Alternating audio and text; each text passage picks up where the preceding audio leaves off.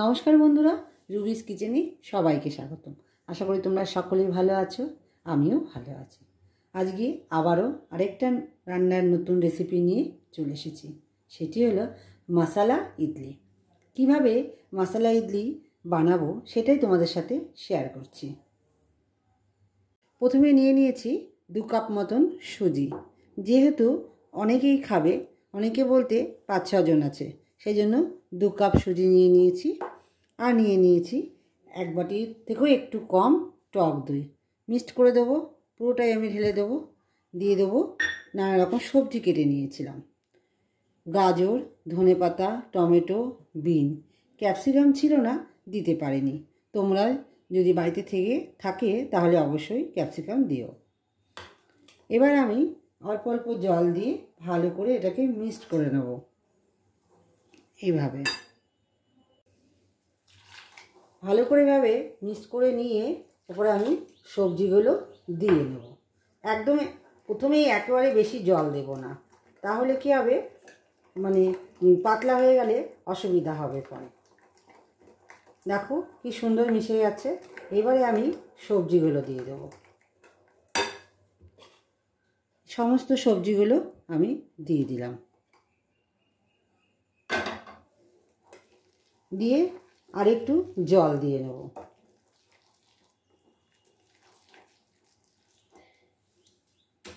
ভালো করে মিক্স করে আরেকটু আমি জল দিয়ে নিচ্ছি। এবার আবার এভাবে ভালো করে মিশিয়ে নেব। নিয়ে আমি এর মধ্যে একটু বেকিং সোডা আর বেকিং পাউডার দিয়ে নেব। তোমরা পারলে ইনো দিতে পারো।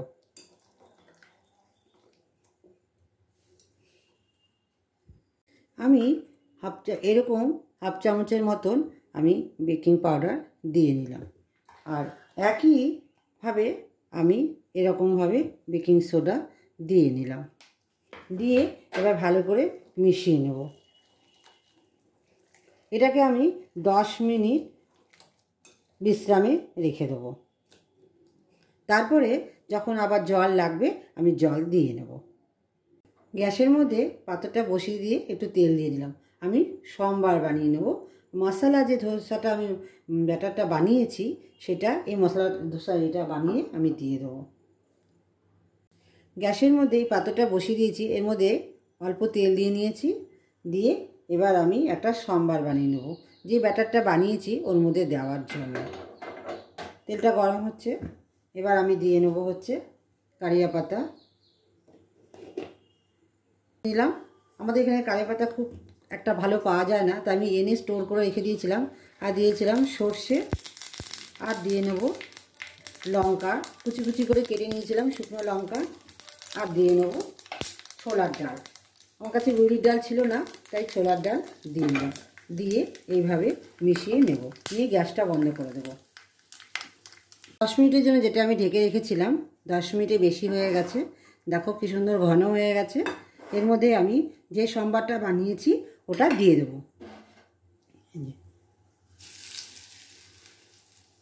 দিয়ে এবার ভালো করে মিশিয়ে নেব। আর একটু জলও দিয়ে নেব। দেখো কি সুন্দর হয়েছে। এবার আমি একটু জল দিয়ে নেব আর একটু পাতলা করার জন্য। আর একটু জল দিয়ে ভালো করে মিশিয়ে নিয়েছি। এবার আমি পরিমাণ মতন লবণ দিয়ে নেব। দিয়ে আরও 10 মিনিট ঢেকে রাখবো।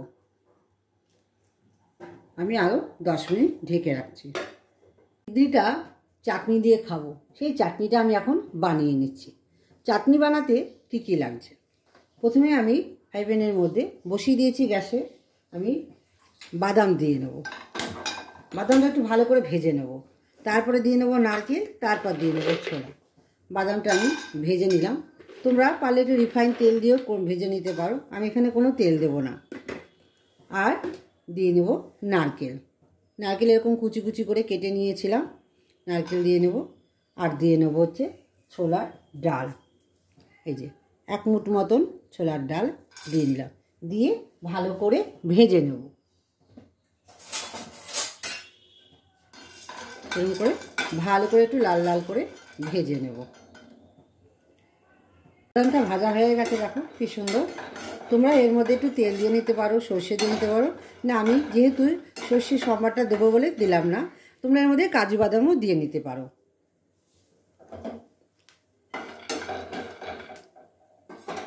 এবার আমি এটাকে ঠান্ডা করতে দেব।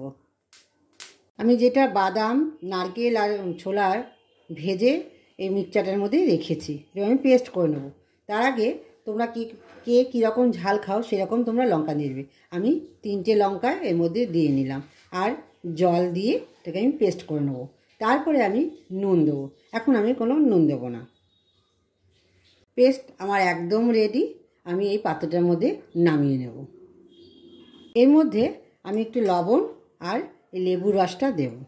লেবু রসটা দিলে একটু টক টক হবে, খেতেও ভালো লাগবে। টক মিষ্টি ঝাল যেটা আমরা বলি, পুরো এই লেবুটাই আমি দেখো কি সুন্দর রস লেবুটার মধ্যে চিপে দিয়ে দিলাম। এবার আমি একটু লবণ দিয়ে নেব। লবণ দিয়ে নিচ্ছি। লবণের পরিমাণটা তোমরা বুঝে দেবে, কারণ বাদামে সবসময় একটু লবণ থাকে। ভালো করে আমি মিশিয়ে নিচ্ছি। এরপরে এর মধ্যেই আমি সম্বার দেব।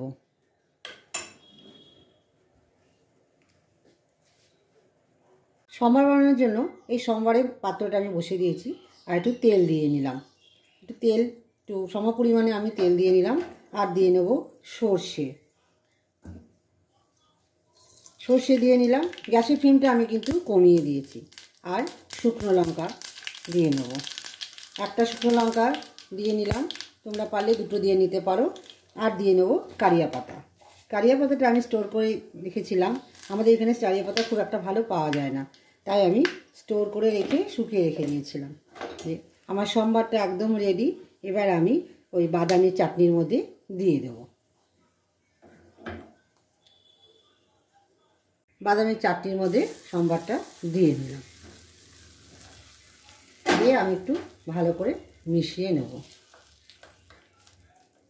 ব্যাস, আমার বাদামের চাটনি একদম রেডি। তোমরাও বাড়িতে এইভাবে বানিয়ে নিও, খেতে অসাধারণ হয়েছিল। চলো এবার তোমাদের ইডলি কিভাবে বানাচ্ছি সেটাই শেয়ার করব।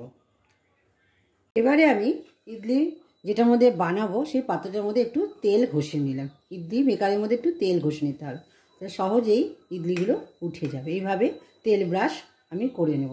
2টো দিয়েই করছি, আমার 4টে আছে, আমি 2টোর মধ্যে দিয়ে আগে করে নিই।